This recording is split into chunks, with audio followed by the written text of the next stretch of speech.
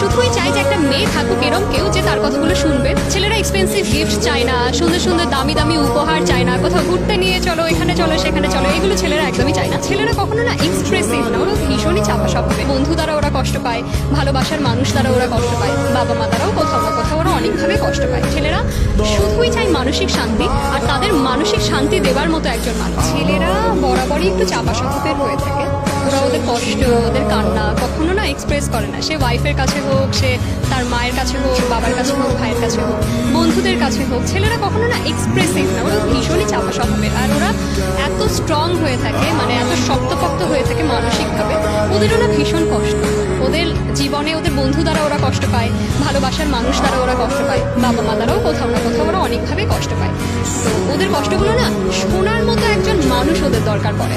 যেমন এরকম কোনো মানুষ বা এরকম ছেলেদের জন্য বলছি, এরকম কোনো মেয়ে বা এরকম কোনো ভালোবাসার মানুষ বা এরকম কোনো শুভাকাঙ্ক্ষী তাদের দরকার পড়ে, যাদের কাছে না তারা মন খুলে সব বলতে পারবে। এতে এই জন্য তারা মানে তাদেরকে কেউ জাজ করবে না যে তুমি এরকম কেন, তুমি সেরকম কেন, জাজ করবে না। তারা এরকম একটা মানুষ চাই যে শুধু আমি শোনো, তোমার কিছু করতে হবে না, তোমায় আমার এক্সপেন্সিভ গিফট দিতে হবে না, তোমার আমার পাশে থাকতে হবে না, তোমার আমার সাথে সবসময় 24 ঘন্টা ফোনে কথা বলতে হবে না, তুমি শুধু শোনো।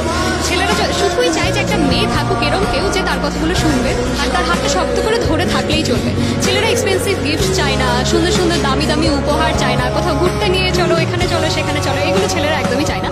ছেলেরা যেটা চায় সেটা শুধুই মানসিক। ছেলেরা এক্সপেন্সিভ গিফট চায় না, সুন্দর সুন্দর দামি দামি উপহার চায় না, কোথাও ঘুরতে নিয়ে চলো, এখানে চলো সেখানে চলো, এগুলো ছেলেরা একদমই চায় না। ছেলেরা সব থেকে বেশি খুশি কখন হয় জানো, বা সব থেকে বেশি পূর্ণতা অনুভব কখন করে, যখন একটা ছেলে 0 পয়েন্টে থাকে, ছেলেটার কাছে কিছুই থাকে না।